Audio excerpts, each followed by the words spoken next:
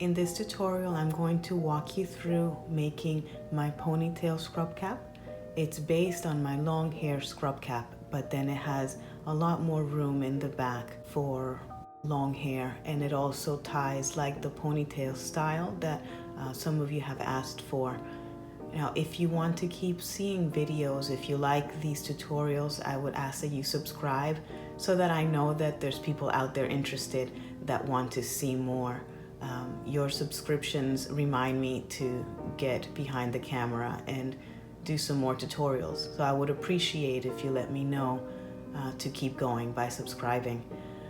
The supplies that you will need are a sewing machine, fabric scissors, and thread, color of your choice, about a half a yard of fabric that is 41 inches wide, 4 inches of elastic that's a 1/4 inch wide, or anything that you have handy, a safety pin, the pattern pieces that I provide for you in the description below by clicking on the link, and an overlock or serger machine, which is optional. You can also just use a zigzag stitch on your regular sewing machine.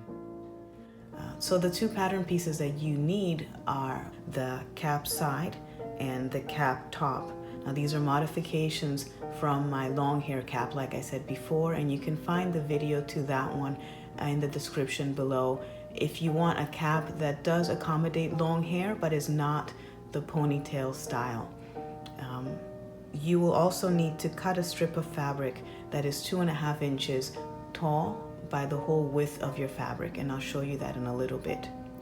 Before we keep going, I want to take a moment to explain to you how my pattern is different from others that I found online and why I think you should keep watching if you're interested in making one of these caps.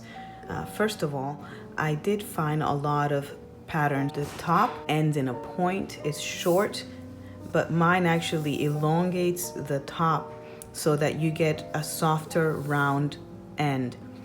I also found one tutorial that used a circle for the cap top pattern piece, but I prefer the oval shape because it eliminates some of the bulk in the fabric along the sides.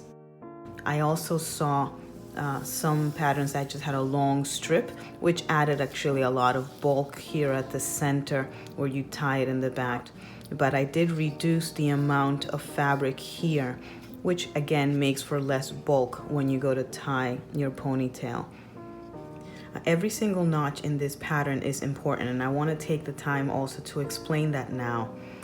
Let's start with the cap side.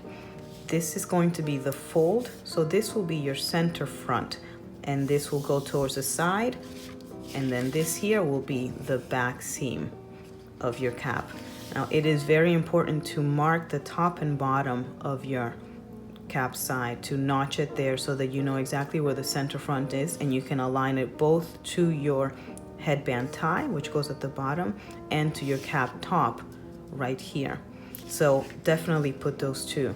This notch right here will mark where it is that the cap side starts to curve. So that will help you to make sure that you're stitching here in a straight line, and then you start curving after the notch towards the next notch.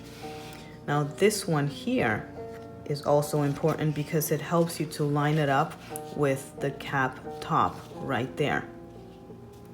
And the last and very important notch that I want to point out is the one here just before the 10-inch mark on your cap side.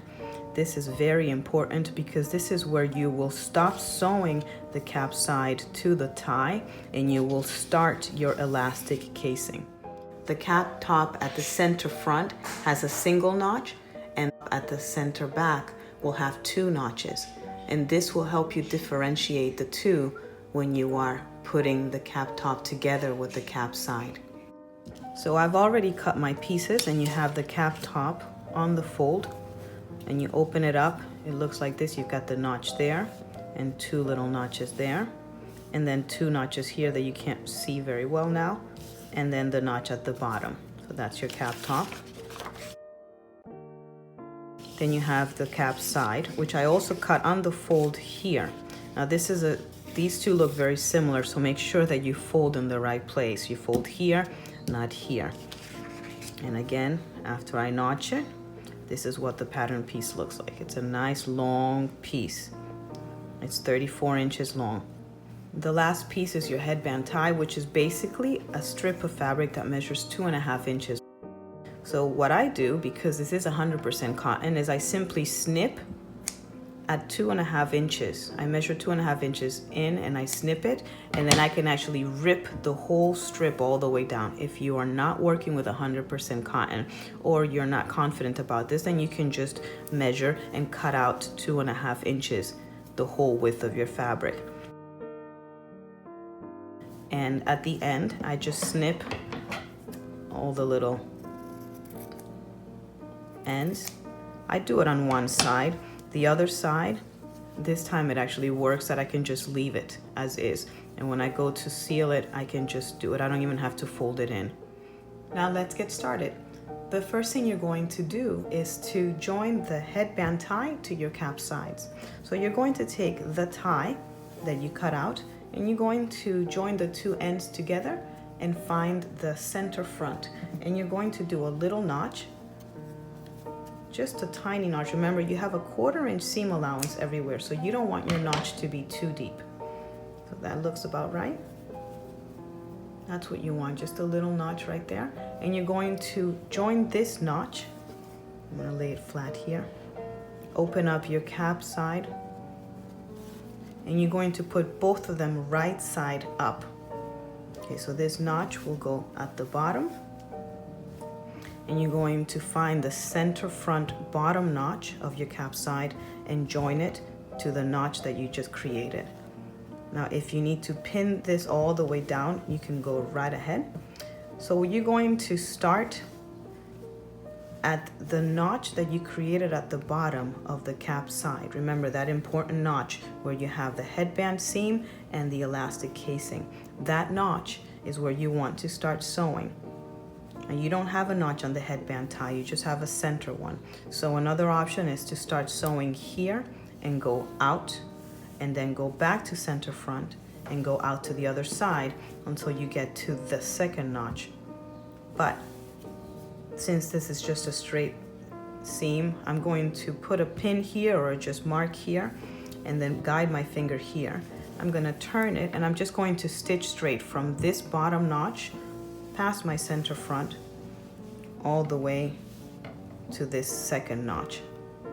Okay, now that this is stitched, we're going to open up our piece and we're going to press all of our seams towards the headband tie. Notice that this is the right side of the fabric and the headband tie is the wrong side. When you get to where you stopped stitching, you're going to continue pressing the headband tie. You're going to press a 1/4 inch, which is the seam allowance that I gave you in the pattern. You're going to press all this and press up here. You want to press with your iron all the way down on your cap ties. Now that you've pressed everything a 1/4 inch up, you're going to find the point where the cap side meets the headband tie, and you're very carefully going to snip just the cap side at the notch. You're going to find where that seam ended and you're going to snip up to it. Make sure not to snip the actual thread. And again, do not snip the tie, only the side. You're going to do the same thing on the other side. Find where they join. It could be a little bit past the notch, it doesn't matter. The point is that you want to snip up to there, only on the side. And so now that that is snipped, just like my 2 other caps, you're going to sew the headband tie closed.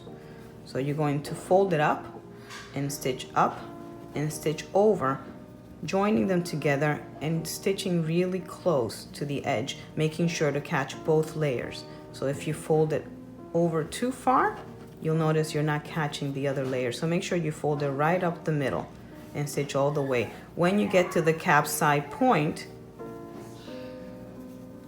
right here, you're going to make sure that you clear this piece where you snipped. So you're gonna join right there and you're gonna keep stitching. And notice how now this is free, and this is what we're going to turn for the casing. And I'll explain that in a bit. So you're gonna keep stitching. When you get to the part that you already have a seam, make sure that you cover it and you stitch there, and you cover as you stitch all the way along. Once you've stitched the headband tie, you can go ahead and iron it. It will give it a nice clean finish. And at this point, you want to take the two ends of your cap side and join them together with right sides together. And you're going to stitch along the back, the center back, 1/4 inch. And you're also going to finish it either with a zigzag or an overlock machine. Once you've done those 2 steps of stitching and overlocking or zigzagging to secure the seam, you're going to press it open and press the seams towards one side. This is what the cap side looks like once you've joined it together. Again, I went ahead in the center back and I stitched 1/4 inch from the seam. I overlocked it and I pressed everything to one side. Now it's time to attach the cap top to the cap side. So you're going to find your center front. You have a notch there, and you're going to line it up with the center front notch of your cap top. Make sure that you use the side that has a single notch. The side with 2 notches, remember, belongs to the center back. Now, another reason why I like this pattern over what I saw online is because this does not end in a point, which avoids having a center back seam at the pouch portion of your ponytail. I like it to be a cleaner cut, and this allows for that to happen because it will gather like this. It's a good idea at this point to iron your cap top if you were planning on ironing this, because once you attach these 2 pieces, it'll become a little trickier. So I've gone ahead and done that already. And what you want to do next now is flip your cap top so that the right sides are matching, and you're going to match your center notch, and you're going to stitch along the 2 pieces with a 1/4 inch seam allowance all along the side, and you're going to match your side notch right here, and you're going to keep going. Now the cap side is one big circle as well, so you will eventually line up the center backs, the seam of the cap side with the notch of the cap top, and you're going to keep going. Now I do suggest that you pin this in place if you are not comfortable sewing freehand, so to speak, and you're going to sew the whole thing, and again match your side notch right there, and then keep going until you meet up with your initial center front stitch line right there. Once you stitched all of that, you will, again like you did for the cap side, overlock or zigzag that seam to avoid fraying. Okay, we're almost done. Just 4 more seams and we secure the elastic and we will be done. So the next thing you want to do now that this is all stitched is you want to turn it and you want to press your seams towards the cap side. So if you do a side view like this, you're going to turn the seams that you just stitched towards your cap side, and you're going to top stitch on the cap side. Make sure you're not pinching both. You're not doing this and stitching them together. Just on the cap side, catching the seam underneath it.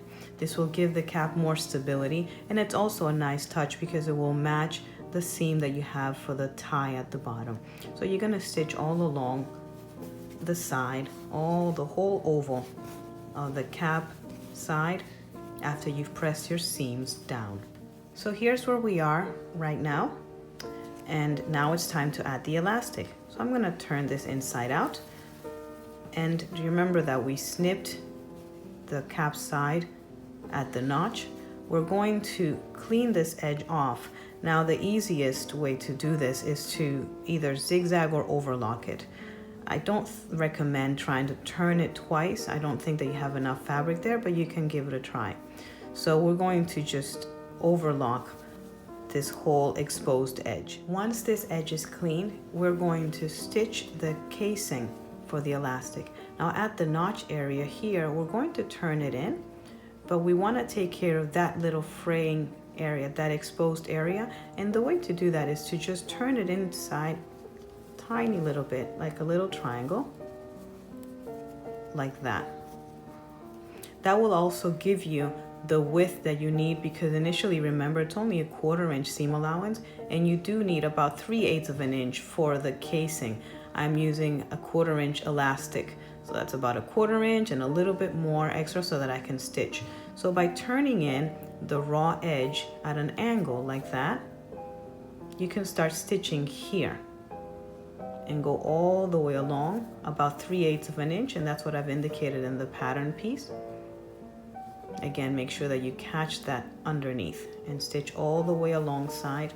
When you get to the other end, before you close it, make sure that you fold in the little triangle and you fold that in like that.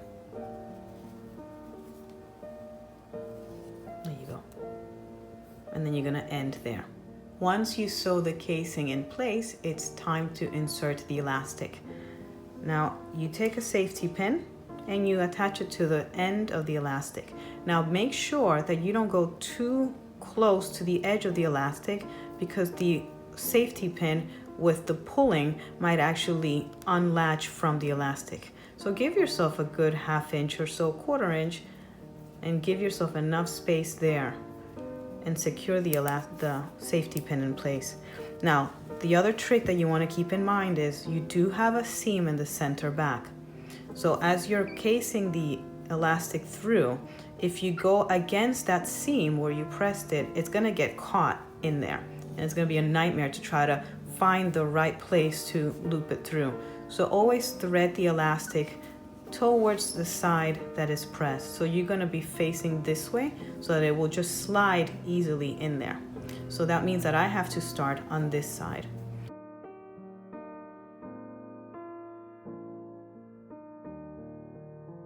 I'm going to feed it enough to expose only the end of the elastic. So as I get to the end, I'm going to be careful not to go and lose the elastic inside of the casing.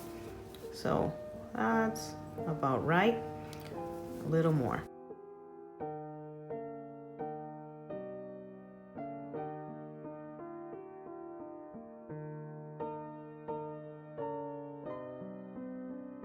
So you see how the elastic is peeking out? I'm gonna pull it out a little bit more, like that. That's what you want. And you're gonna zigzag in place, catching both the casing and the elastic. And that will also serve to catch that fabric that we turned in so that it doesn't come out in the wash and with frequent use. So again, you're gonna zigzag diagonally to secure the casing to the elastic and to just seal it shut. Once you seal that in place, you're going to finish feeding the elastic, and you will do the same thing at the other end. You will make sure that the elastic is visible, and you will zigzag that in place as well. Once that is done, you can go ahead and spread the elastic to make sure that it's even. And you can also, if you want to clean it up a bit, now that you know the elastic is secure, you could trim a little bit of it. But be careful not to cut too much to compromise the threads, and then it ends up coming out. So I'm just going to snip a little bit, and snip here, make sure not to catch your fabric. And that's it. And this is the finished cap. Now I think that this is just very pretty and elegant, and it's minimal. It does not have a lot of bulk. I also am not using a contrasting ribbon, so it's all self fabric. And as you could see, there's plenty of room in the back for you to be able to tie it and put all of your hair in there. Again, if you like these tutorials, please subscribe so that I can make sure to keep going with these as I find time. Thank you for watching.